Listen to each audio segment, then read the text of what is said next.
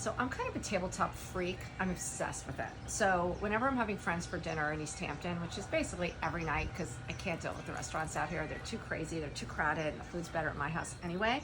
I always start by setting my table, and I love doing it. So first I put out our fabulous Figue tablecloth. And what I love about it is it's so neutral that I can put absolutely anything on top of it. So I can do a very neutral table, or I can have a lot of fun with it, and I can just start mixing colors and prints, which I also love to do. So, you know, I started with the tablecloth and some flowers from our garden. We have a ton of hydrangeas right now, so I was just using hydrangeas. Took this sort of very simple wicker placemat. I think I'm gonna go with the pale blue. I kind of like it with the color scheme out here.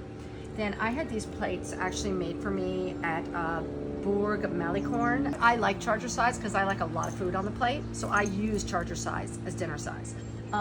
Then just to make it pretty, I take a smaller plate, let's say like a dessert size or a bread size, and just for when people sit down, I put that on the table too. I stack it. I want to show off the beautiful details of our Figue napkins. So I folded them like this so that you can really see it. You can see the ladder stitch detail, you can see the embroidery. Sometimes I might use a napkin ring, but I don't want to hide the design here. So that's why I'm doing it this way.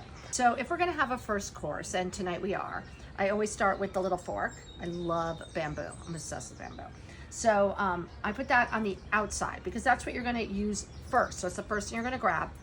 Right next to it, closer to the plate, closer to the table setting, is the full, you know, dinner size fork. You're gonna use that second. On the other side, you've got the knife that you're gonna use. And we have a spoon here. You know, this is kind of just in case the first course is soup or the first course is something you might need a spoon for. So right above the plate, right now I have a small spoon because the dessert is ice cream. But if the dessert was something you need a fork for, there would be a fork here. It is very, very purposely with its, you know, it's facing the way I want it to face. The reason is when it comes time to clear the table, everything's taken away and the person clearing it just slides the spoon right into the empty space that's there. And then you're gonna use that for your dessert. So you want it pointing this way. So you just, the server or you just slides it right down when you're clearing people's plates. Always the larger glass for water and the smaller glass for whatever wine I'm serving.